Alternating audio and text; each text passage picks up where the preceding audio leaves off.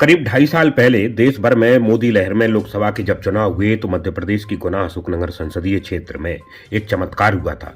यहाँ एक साधारण से कार्यकर्ता डॉक्टर कृष्णपाल सिंह यादव ने तब के अजय एवं महाराजा ज्योतिरादित्य सिंधिया को यहाँ से करीब 1.25 लाख वोटों से हरा दिया था।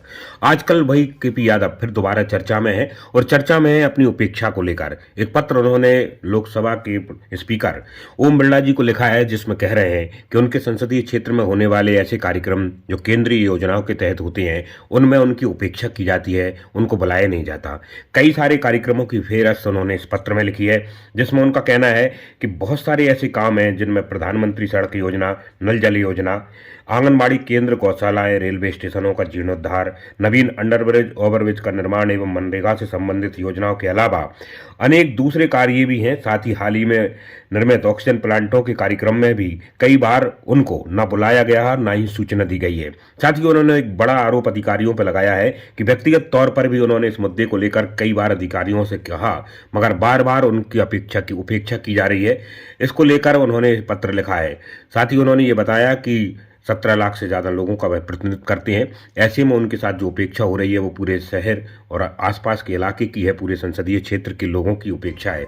इसलिए उन्होंने ये पत्र लिखा है और उन्होंने मांग की है कि ऐसे अधिकारी जो लगातार और जानबूझकर इस तरह के काम कर रहे हैं उनके खिलाफ कार्रवाई की जाए, साथ ही आगे के लिए उन्हें दिशा निर्देश किए जाएं। ओम बिरला को लिखे गए इस पत्र के बाद प्रशासन हरकत में आया है।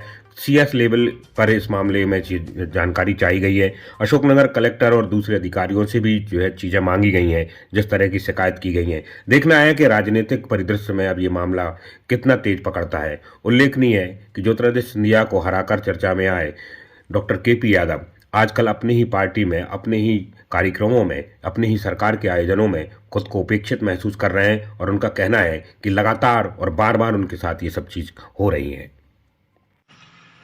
देखिए, मैं एक नए भारत का शिक्षित व्यक्ति हूं और यहाँ की जनता ने मुझे चुना है। मैं यहाँ का चुना हुआ जनप्रतिनिधि हूँ, एक सांसद हूँ। जहाँ कहीं लगता है कि एक जनप्रतिनिधि के जो अधिकार हैं उनका हनन हो रहा है, तो निश्चित ही मैं संबंधित विभाग को या अपने शीर्ष नेतृत्व को उससे अवगत कराता हूँ और ये मेरा कर्तव्य बनता है कि अगर कभी ऐसा कुछ होता है तो उसको मैं अवगत कराऊं, क्योंकि यहाँ की 17 लाख जनता ने मुझे चुना है, तो उनकी भावनाओं का सम्मान रखना मेरा कर्म है, मेरा धर्म है।